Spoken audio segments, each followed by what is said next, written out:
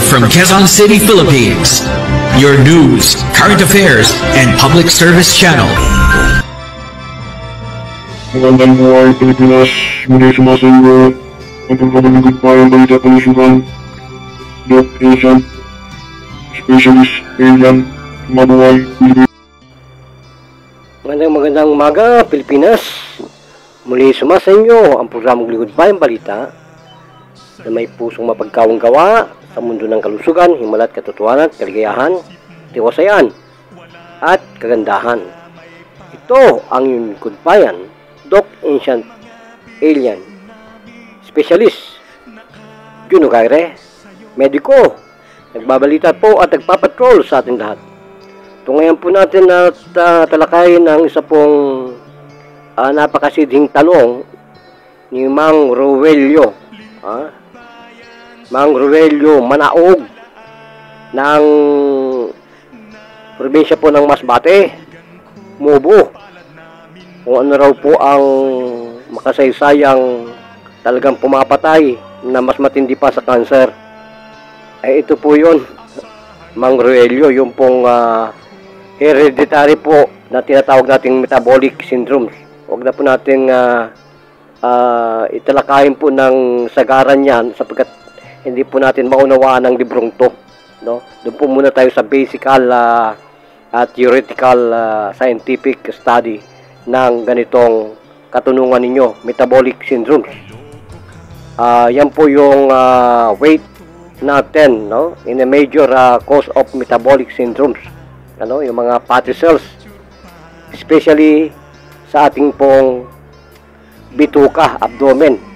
Nandiyan po naglilinger ang lahat po ng mga chemicals na dapat po natin makontrol ng ating pong sangkatauhan, no? Mga chemicals po na yan ay tinatawag po na free fatty acid, no? Kailangan po natin yan ay magkaroon po ng balancing yung level po niyan sapagkat yung other causes po ng chemicals na yan at mga hormones na to ay nakaka-apekto sa ating pong pagkukontrol ng ating pong blood sugar at blood pressure at mga taba. I-fix po natin yan sa pamagitan po ng ating pong mediko. Pag bundat na po tayo at overweight ka po kayo, kahit mag-loss pa po kayo ng weight ninyo, ay baka po mamatay ang mga tao sa pag-diet. Huling na po yun, huling yugto ng kaalaman ng siyensya. Kaya po yung harakiri na sinasabi po natin, that will balance your chemicals of the body. At is where is. So yung pong kamatayan ng ating mga metabolic, yung ating mga sinasabi ko po nga sa atin yung hormones na yan, dapat po yan ay mapatay kagad ang mga intruders. Katulad po mga cancer cells, yung mother cells nandyan, yung orbiting ng smiling po natin, hormones, nandiyan po yan. Yung yes hormones, nandiyan po yan. Marami pong hormones na dapat po hindi mapatay ng mga invader na to, no? Mga chemicals na to. Kapag po yun ay hindi na-control, yung intensifying weight po natin, ay yan po yung kaagarang pumapatay ng ating pong mga fighters sa good chemicals sa katawan natin. Katulad po ng insulin, yung glucagon, pamilyar lang po kayo sa insulin sa inyong mga dakilang manggagamot. So, yung sensitivity po ng insulin, yan po ay matagal na pong panis sa pag-aaral ng ganito pong siyensya. The assassin medico. At is where is. Wala na po yung sinasabi nilang resistance. Kasi po, nung hindi pa po ako nadadamage, talagang hindi pa rin ako nagbubuklat ng kalaliman ng libro namin. Katulad po ng isang doktor na sinasabi ko po sa inyo, nakalbo, nagkaroon ng cancer, no? Kaya po, kahit tayo po nag-aaral ng medisina, kahit nasa tour ka pa ni David, guguho ang inyong pag-aaral. Kapag kayo po hinipo ng ineriya ng kadiliman. Totoo po yan, mga kababayan. So, how to fix, Doc, yung ito ang metabolic syndromes? Kailangan po, siyempre, kailangan may puso ka dyan at meron po kayong total healthy lifestyle changes, no? Including po yung diet natin. So kung wala po naman kayong pera, syempre Dok, wala kaming pera wala may pambili ng mga kung ano-anong sinasabi ninyo. Kung anong masasarap ng mga pagkain, mga prutas. Ito yung wala pa kaming pagkain. Yun pa ang case of death. Yung pong ginagawa ko doon sa isang nag-inject na po, type 2 diabetes, independency, insulin, independency.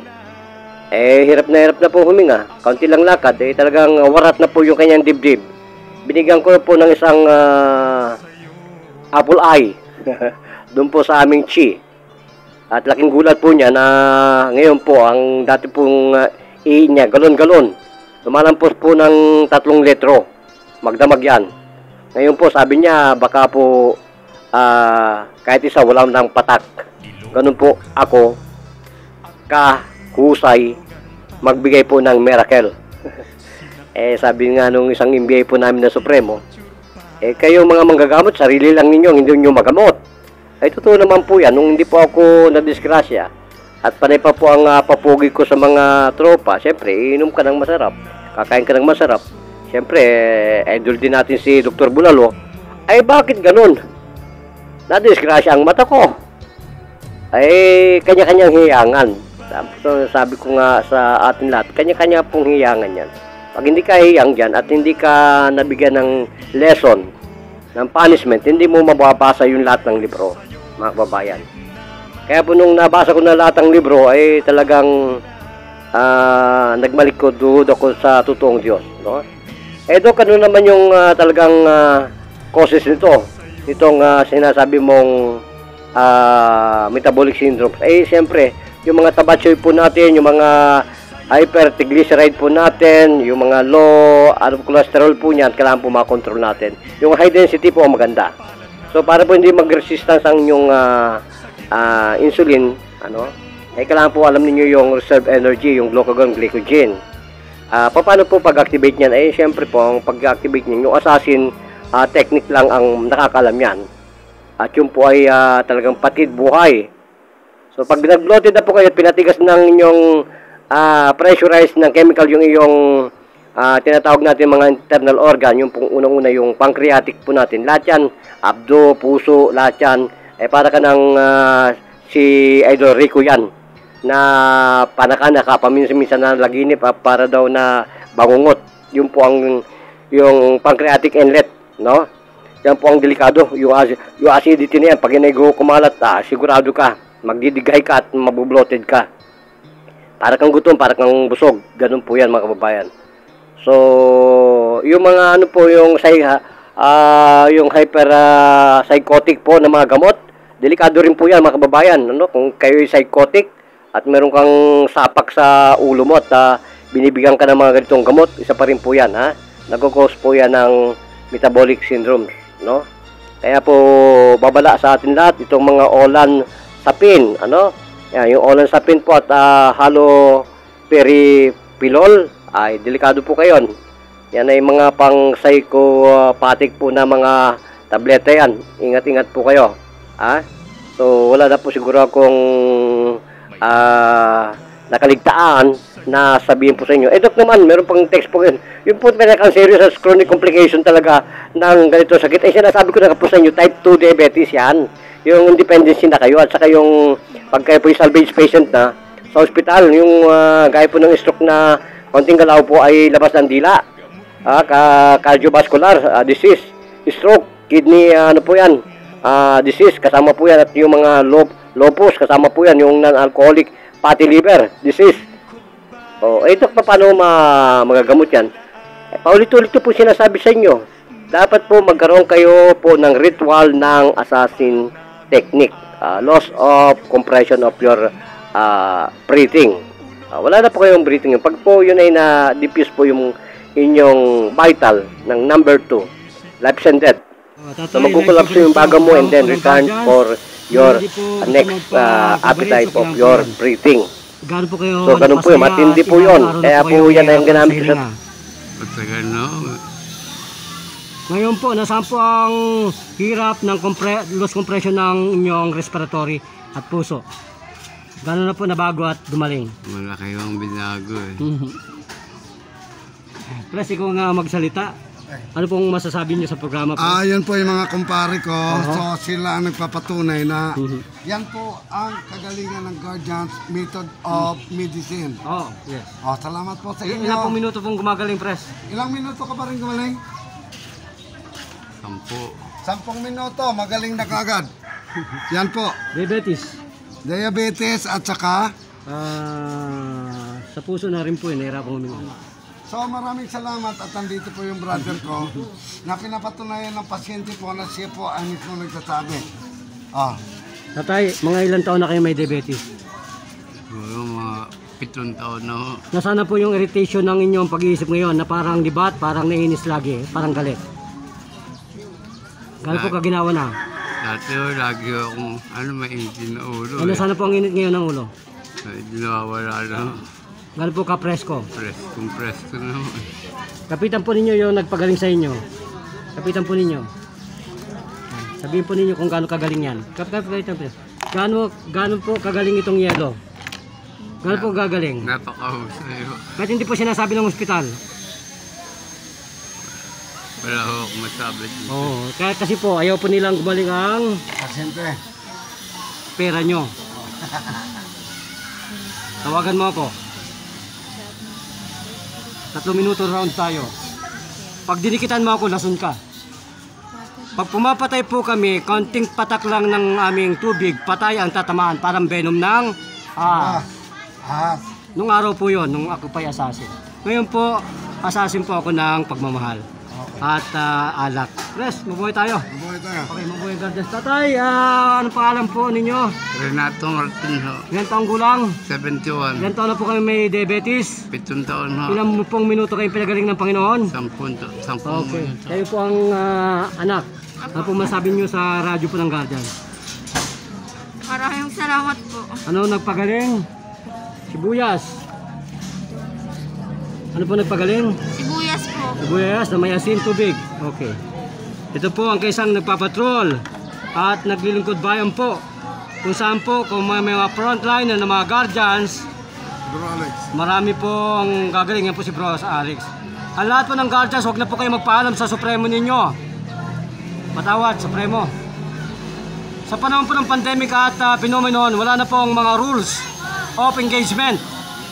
Actually, we are now authorized to perform our own decision and acknowledgement without any provisionary and honored and permission by your Supremo.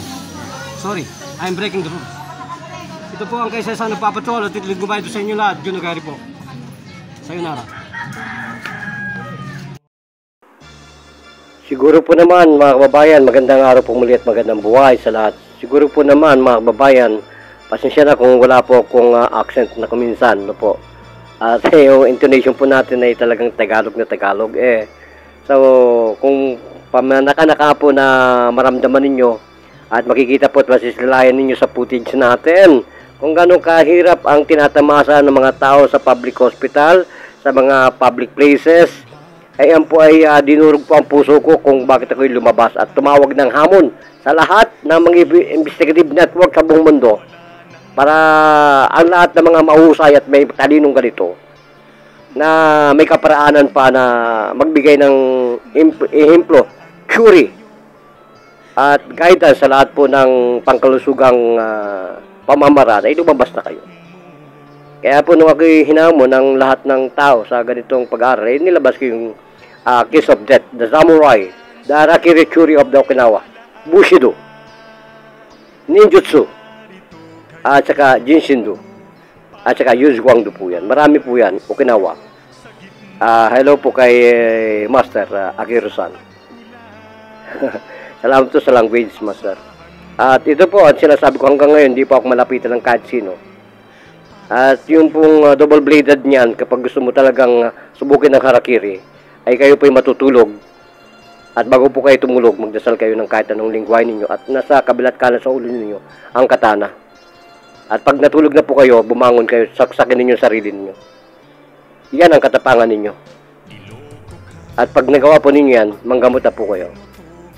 That is, the second angels of death were visited the Cairo those time that we believe. The first angels that killed the firstborn child, boy in the land of Cairo, Egypt, was totally dead that time, and no one lived alive those time. That is the crucial curse by the God of Moses those time.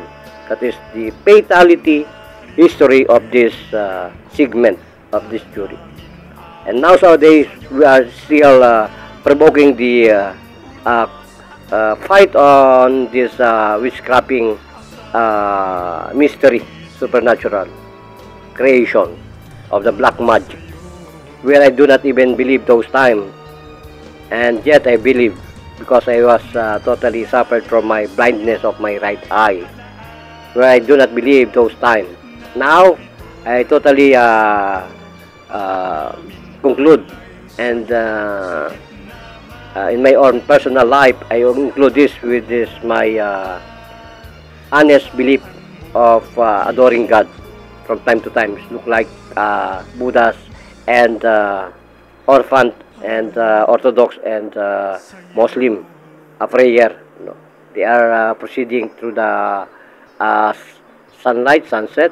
Yeah, I've been doing this prayer every time, and for my protection, you know, because I almost study the world of mystery, you know, against witchcrafting and another unseen creation by our master, you know, the God. So lahat mga kababayan ay mapapansin natin ang mga karamdaman po. Ito po ay mas higit pang pumapatay sa cancer, mas higit pang pumapatay sa mga obstruction. So kasi po pinapatay niya yung mga chemicals natin, ng good chemicals eh. So yun po ang pag-aaral na nais kong ibato sa lahat ng mga nagkakasakit, kung bakit may mga salvage patient, ang mga stroke, mga bypass patient, ha, na hindi ko po naagwantan. Siyempre, they believe in hospitals, doctors. So we have the right choice of good doctors to perform their healing against disease. So Philippines, mabuhay, gracias.